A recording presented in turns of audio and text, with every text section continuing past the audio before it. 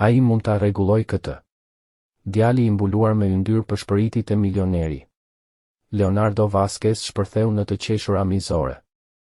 Nuk e dinte se ai djalë do ta shkatëronte krenarin e tij brenda pak qastesh.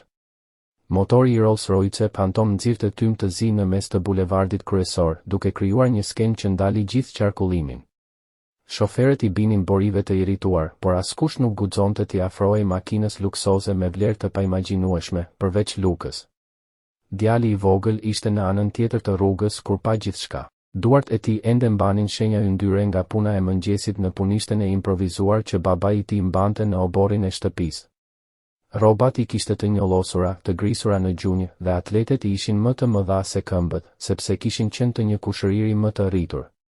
Por syt i shkëlqenin me diçka që askush tjetër në atë rrugë të zhurmshme nuk e kishte. Njohuri. Luka, mos u përziej, përshpëriti Teresa nervoze, duke shtrënguar qesen e blerjeve që kishin arritur t'i bënin me paratë e numëruara të javës. Ajo e njihte atë shikim në fytyrën e djalit të saj. Ishte i njëjti shikim që kishte Jozefi kur shite një motor të prishur, e njëjta këmbëngulje, e njëjta nevojë për të rregulluar. Por Luka tashmë po kalonte rrugën. Leonardo Vasquez ishte jashtë makinës, me telefonin ngjitur pas veshit, duke bërtitur ndaj dikujt në anën tjetër të linjës. Ishte pronar i një kompanie të madhe ndërtimi dhe ora në kyçin e tij vlente sa një makinë e zakonshme. Padurimi i tij ishte i famshëm.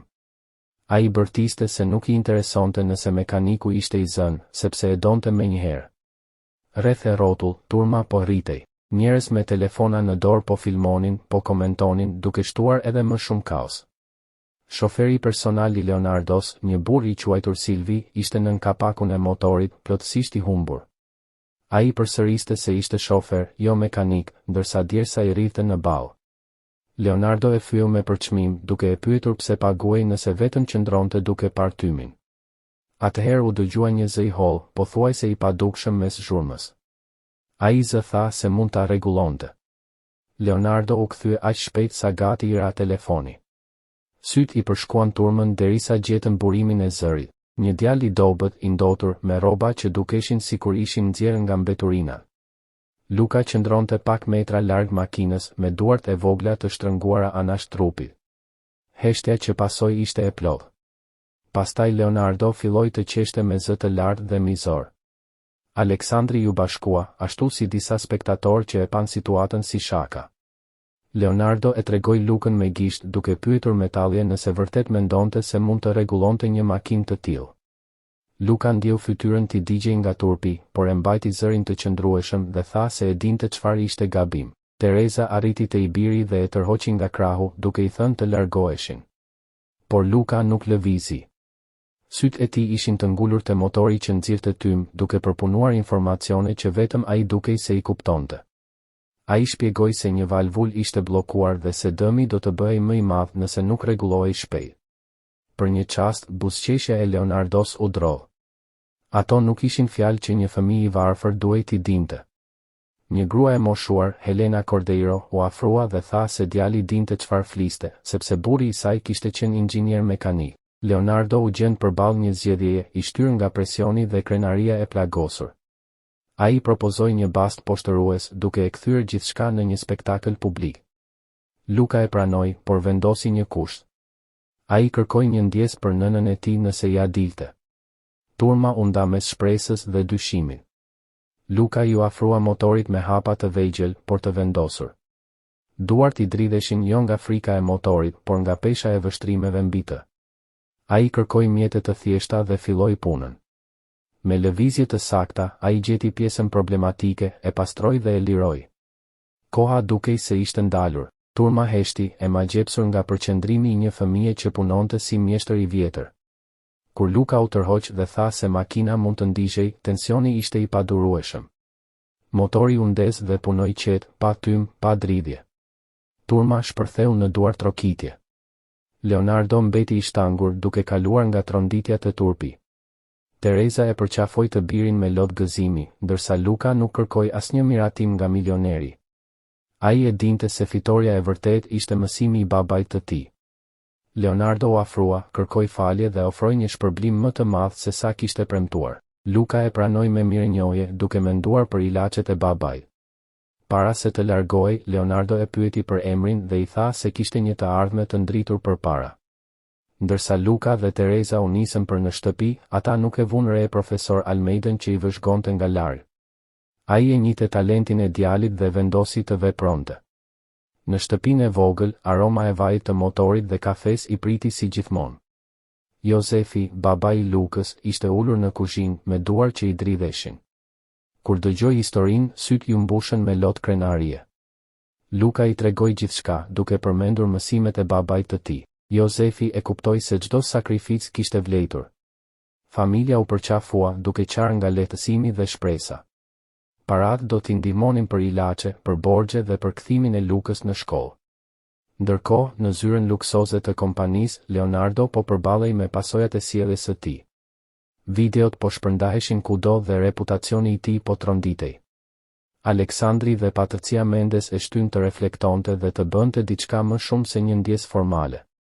Ai duhej të gjente djalin jo si një biznesmen arrogant, por si një njeri që ofronte mundësi të vërtetë.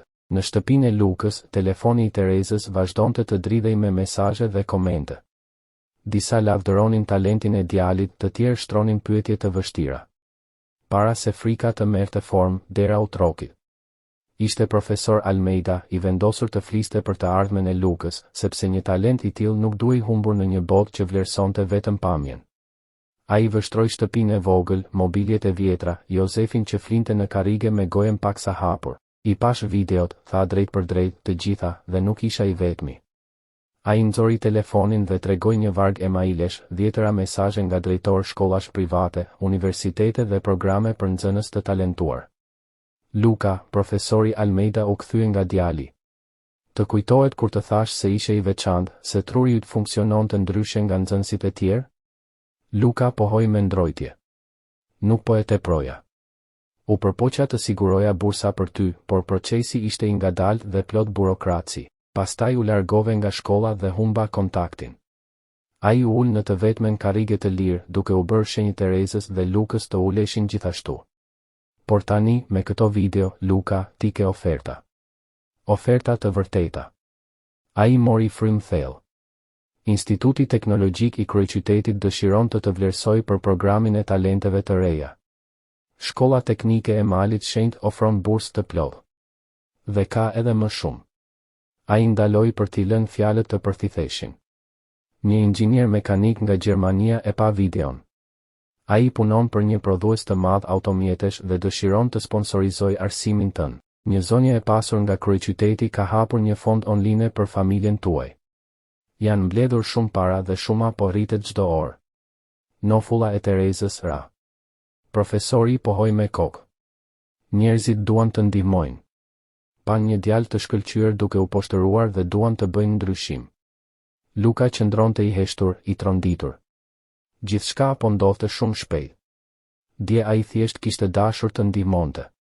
Sot dukej sikur e gjithë bota fliste për të. Por ka një problem, vazhdoi profesori, fytyra e tij u bë më serioze. Me gjithë këtë vëmendje vjen edhe shqyrtimi. Kam parë komente që pyesin pse nuk je në shkollë. Pse punon? Disa madje kërcënojnë të therasin autoritetet. Gjaku i Terezës u fto. Por ai nuk po punonte, tha ajo me ngull. Ai vetëm deshi të ndihmonte. Profesori pohoi. Unë e di, ju e dini, por interneti nuk e di. Dhe njerëz me qëllime të mira mund të shkaktojnë probleme pa e kuptuar gjithë situatën. Jozefi u zgjua nga zërat, sytë e tij të hutuar u përshtatën me dritën. Çfarë po ndodh? Tereza ia shpjegoi shpejt. Kur mbaroi, Jozefi ishte plotësisht zgjuar, ngjyra i ishte zbehur nga fytyra. A mund të na e marrin djalin? Zëri i tij ishte i ngjirur nga paniku. Jo, nëse veprojmë shpejt, u përgjigj profesori. Duhet të tregojmë se Luka nuk po shfrytëzohet, se ju jeni prindër të përkushtuar që doni më të mirën për të. Mënyra më e mirë është ta ktheni në shkollë. Saktësisht, përfundoi Tereza. Por jo në çdo shkollë. Në një qenje dhe e ushqen talentin e tij. Kam folur me drejtoreshën e Institutit Teknologjik, tha profesori. Ajo dëshiron ta takoj Lukën nesër. Nesër? Luka më në fund gjeti zërin. Bota lëviz shpejt, Luka. Dhe tani ti je në qendër të saj. Pyetja është, a je gati? Luka pa baban e tij, duart e të cilit dridheshin më shumë se zakonisht nga ankthi. Pa nënën e tij, fytyra e së cilës tregonte frikë dhe shpresë njëkohësisht. A kam zgjedhje? Pyeti Bull. Profesori buzëqeshi, por ishte një buzëqeshje e trishtuar. Gjithmonë kemi zgjedhje, por disa zgjedhje përcaktojnë pjesën tjetër të jetës sonë. Kjo është një prej tyre. Atë natë, në vende të ndryshme të qytetit, 3 njerëz nuk mundën të flinin. Leonardo Vasquez ishte në zyrën e tij, duke parë videon për herë të panumër. Çdo shikim ishte një torturë e vetimponuar. Ai shite fytyrën e tij mizore, dëgjonte të qeshurat e veta, shite arrogancën dhe djalin e vogël, të ndotur, por me një dinitet që ai vetë e kishte humbur diku rrugës. Telefoni i tij vibroi. Ishte një mesazh nga patërcia. Këshilli kërkonte dorëheqjen e tij. Ai kishte një afat të shkurtër për të shpëtuar gjithçka që kishte ndërtuar. Leonardo shikoi fotografinë mbi tavolinë. Ishte e vjetër dhe e zbehur. Një burr me rroba pune ndërtimi, krah të fortë të mbuluar me çimento, buzëqeshte krenar pranë një djali të vogël. Baba i tij dhe ai vetë. Çfarë do të bëje ti, baba? Pëshpëriti. Ai e dinte përgjigjen. Pyetja ishte nëse kishte guximin ta bënte. Luka ishte shtrirë në shtratin e tij të vogël, duke parë tavanin e qarë. Nga dhoma tjetër dëgjonte prindërit e tij duke folur me zë të ulët, të shqetësuar. Po sikur të mos jemi të mjaftueshëm për të, zëri i Jozefit ishte i thyrë. A janë këto shkolla për njerëz si ne? Djali ynë është i shkëlqyer, u përgjigj Teresa me një forcë që nuk e ndjente plotësisht. Ai e meriton këtë shans. Po sikur të na gjykojnë, vazhdoi Jozefi, duke treguar duart e tij që dridheshin, shtëpinë e vogël, varfërinë e tyre. Atëherë u tregojmë se gabohen, tha Teresa, edhe pse zëri i saj dridhej. Luka mbylli syt, duke ndjer peshën e pritshmërive. Mendoi për motorin që kishte kënduar nën duart e tij, për të qeshurat mizore të Leonardos, për fjalët e babait të tij. Talenti nuk zgjedh adresë, vetëm mundësia bën diferencën. Luka kishte talent. Tani dukej se do të kishte edhe mundësi. Profesori Almeida punonte pa pushim, duke dërguar emaile dhe duke kontaktuar njerëz. Ai nuk do të dështonte përsëri. Një mesazh i ri mbërriti nga drejtoresha e institutit. Ajo e pranonte talentin e jashtëzakonshëm të Lukës, por paralajmëronte për standardet e larta dhe boshllëqet në arsim. Profesori buzëqeshi dhe u përgjigj me bindje, le të befasoj djali. Në shtëpi, Teresa u ul vetëm në kuzhinë me një filxhan çaji të ftohtë. Frika i drivte duart. Jeta e saj kishte qenë plot dyert të mbyllura. Dhe tani, pa pritur, dyert po hapeshin. Ajo mendoi për Lukën, për mënyrën se si kishte punuar me qetësi dhe besim. Telefoni vibroi. Ishte një mesazh nga Leonardo Vasquez që kërkonte të fliste për të ardhmen e djalit. Ajo hezitoi, por më në fund pranoi ta takonte. Kur drita e mëngjesit hyri nga dritarja, Luka ul pranë saj, i frikësuar për atë që do të vinte. Po sikur të mos jemi mjaftueshëm, pyeti ai. Teresa i mbajti fytyrën mes duarve. Ti je i mjaftueshëm, tha me bindje. Pyetja është nëse bota është gati për ty. Me ndershmëri klinike. Ai do të kishte nevojë për tutorim intensiv vetëm për të arritur nivelin e nxënësve të tjerë të vitit të tij. Ai mund ta bëjë këtë, ndërhyri profesoresha Almeida. Doktoresh Cardoso, kur Luka ishte në klasën time, ai e përthifte përmbajtjen 3 herë më shpejt se shokët e tij. Jepini një muaj tutorim intensiv dhe ai jo vetëm që do t'i arrijë të tjerët, por do t'i tejkaloj. Drejtoresha buzëqeshi, por ishte një buzëqeshje e trishtuar. Profesor, e admiroj entuziazmin tuaj, por entuziazmi nuk zëvendëson përgatitjen akademike formale. Norma jon e pranimit në universitet është jashtëzakonisht e lartë. Nuk mund ta rrezikojmë këtë me një nxënës që, edhe pse shumë i talentuar, ka boshllëqe të mëdha. Heshtja që pasoi ishte e rëndë si plumë. Luka ndjeu diçka që i shtrëngoi stomakun. Nuk ishte zemërim, ishte diçka më e keqe. Ishte konfirmimi i diçkaje që ai gjithmonë e kishte frikë, se talenti pa mundësi nuk mjaftonte, se nuk kishte rëndësi sa i ndritshëm ishte. Bota kishte rregulla që favorizonin njerëzit që kur nuk kishin pasur nevojë të zgjidhnin mes shkollës dhe ushqimit. A mund të bëj një pyetje? Foli Luka pa pritur, duke i befasuar të gjithë, përfshirë edhe veten. Doktoresha Cardoso ngriti një vetull. Sigurisht. Ju folet për normën e suksesit në provimet e pranimit, por atestojnë ato memorizimin apo të kuptuarin? Pyetja e zuri drejtoreshën në befasi. Si mendoni? Unë mund të mos i di të gjitha datat historike apo të gjitha teoremat që i din nxënësit e tjerë, tha Luka, zëri i tij duke fituar forcë. Por kur pash atë motor, nuk kisha nevojë të memorizoja çfarë ishte gabim. Unë e kuptova. E pash sistemin si tërësi, identifikova problemin dhe e zgjidha. Kjo nuk është memorizim, kjo është të kuptuar. Doktoresha Cardoso e vështroi me një intensitet të ri. Babai im gjithmonë thotë se çdo kush mund të mësoj përmendësh një manual, vazhdoi Luka, fjalët tani rrivnin lirshëm. Por të kuptosh pse ekziston manuali, të kuptosh parimet pas udhëzimeve, kjo është ajo që i ndan mekanikët nga teknikët. Nëse më jepni një shans, unë do të provoj se mund të kuptoj, jo vetëm të memorizoj. Dhoma ra në një heshtje absolute.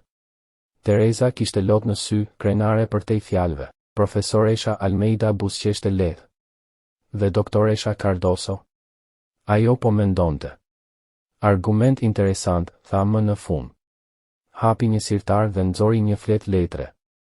Mirë, Luka. Do të bëj diçka që nuk e kam bërë kur më parë. Do të jap një test tani. Pa përgatitje, pa paralajmërim. Ajo e rëshiti letrën mbi tavolinë. Këtu janë 3 probleme.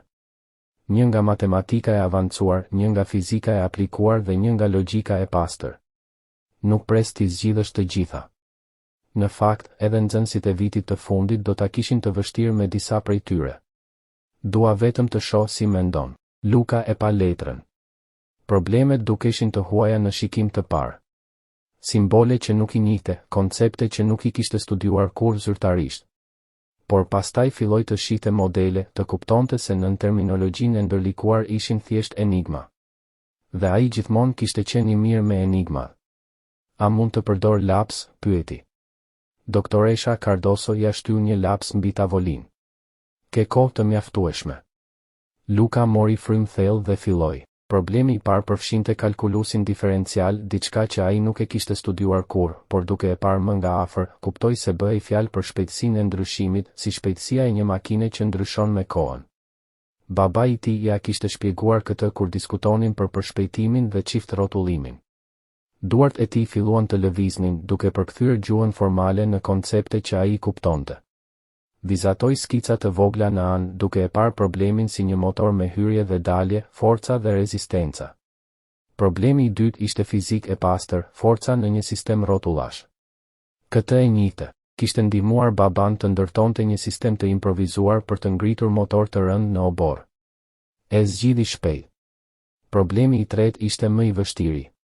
Logjik abstrakte. Një sekuencë simbolesh që ndiqte një model jo të dukshëm. Luka kafshoi buzën, duke studiuar me përqendrim të plotë. Nuk ishte çështje të dije përgjigjen, por të shihej atë që të tjerët nuk e shihnin. Dhe pastaj e pa. Modeli nuk ishte në simbolet individuale, por në marrëdhënien mes tyre. Ishte si diagnostikimi I një motori.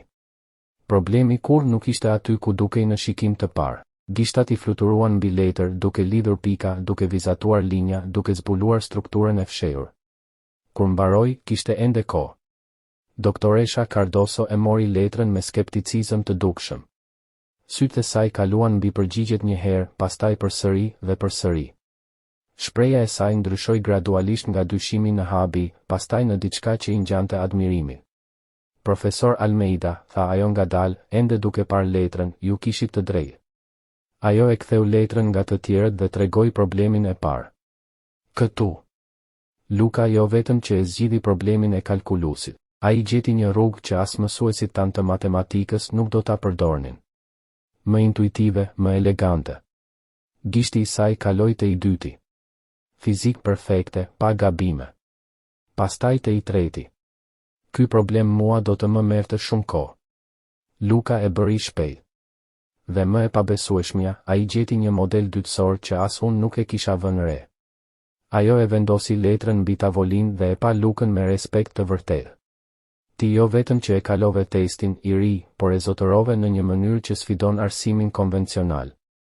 Teresa qau, duke mbuluar gojen me duar. Profesoresha Almeida buzëqeshte aq gjerë sa I dhemte fytyra. Luka mezi guxoi të pyeste, a mund të studioj këtu? Doktoresha Cardoso u ngrit dhe shkoi drejt dritares që shite oborin plot me nxënës të privilegjuar. Qëndroi aty për një kohë të gjatë duke menduar. Luka, tha më në fund, pa u kthyer, do të bëj më shumë se sa të pranoj. Do të krijoj një program të veçantë, tutorim individual për të mbushur boshllëqet e tua, ndërsa ndjek klasa të avancuara në fushat ku ke talent natyror. Ajo u kthye dhe kishte zjarr në sy. Por duhet ta kuptosh diçka.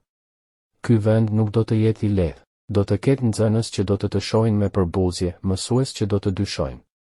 Do të duhet ta provosh vlerën tënde çdo ditë, jo sepse është e drejtë, por sepse kjo është realiteti.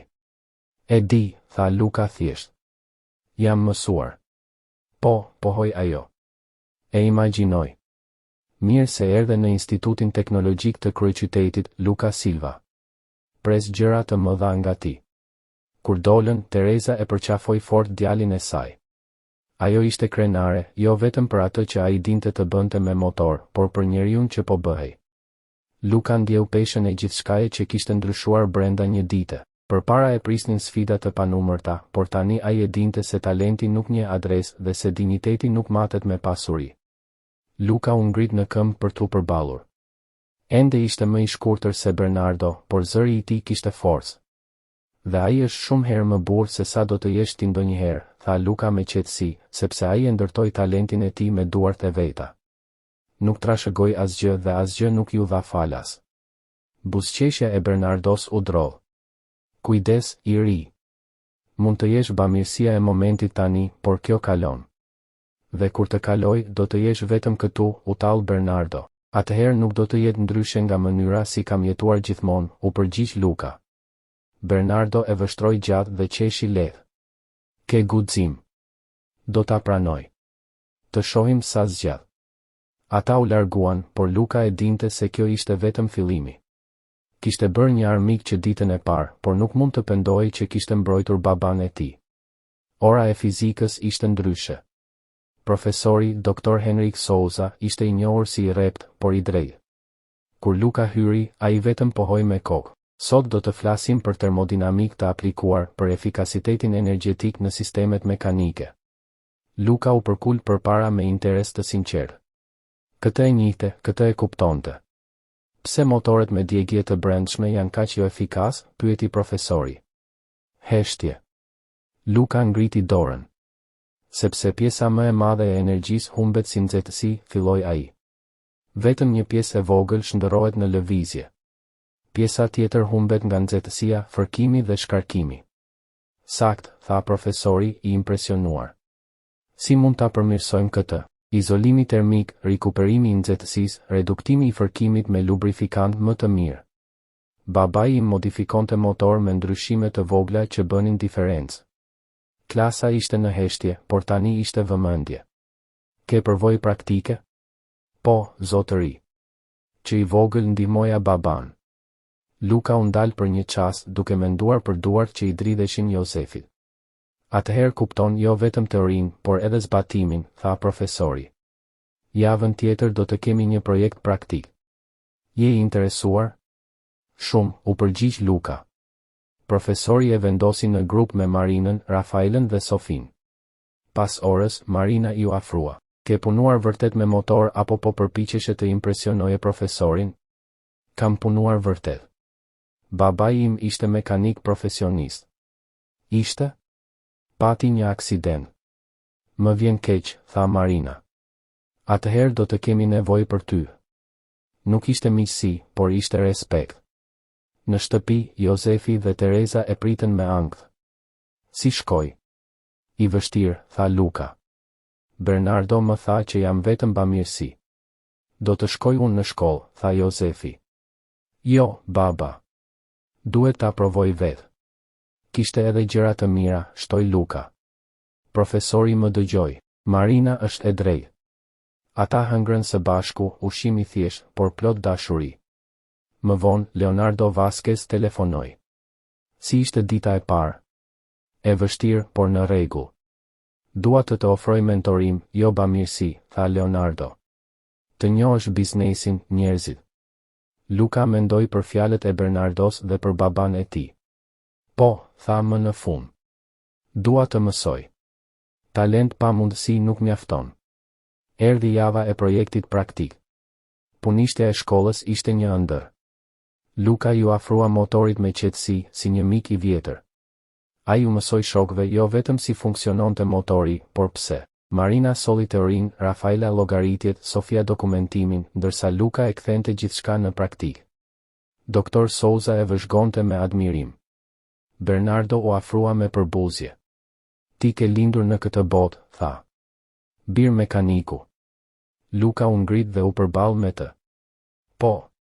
Kam lindur me uri për të mësuar dhe për të ndërtuar. Ti ke lindur me para. Kur parat të mbarojnë, çfarë do të kesh? Bernardo heshti. Në prezantim, grupi i Lukës solli motorin real. Ai punonte më qetë dhe më mirë. Duartrokitjet shpërthyen. Babai im më mësoi se nuk ka rrugë të shkurtra drejt përsosmërisë, tha Luka. Projekti fitoi. Më vonë, Bernardo i zgjati dorën. Mund të fillojmë nga e para? Të gjithë meritojnë një shans të dytë, tha Luka. Leonardo e çoi Lukën në vendin ku gjithçka kishte filluar. Suksesi i vërtet matet me sa njerëz ngre rreth teje, tha ai. Ai tregoi dokumentet e një fondacioni për fëmijë me talent të fshehur dhe i foli për një mundësi mjekësore për Josefin. Jo si bamirësi, por si investim. Në shtëpi, familja qau nga shpresa. Varfëria nuk ishte zhdukur, por kishin mundësi. Luka pa duart e tij dhe e kuptoi, riparimi i vërtet nuk ishte i motorit, por i njerëzve, dhe kjo ishte çelësi i artë i gjithçkaje.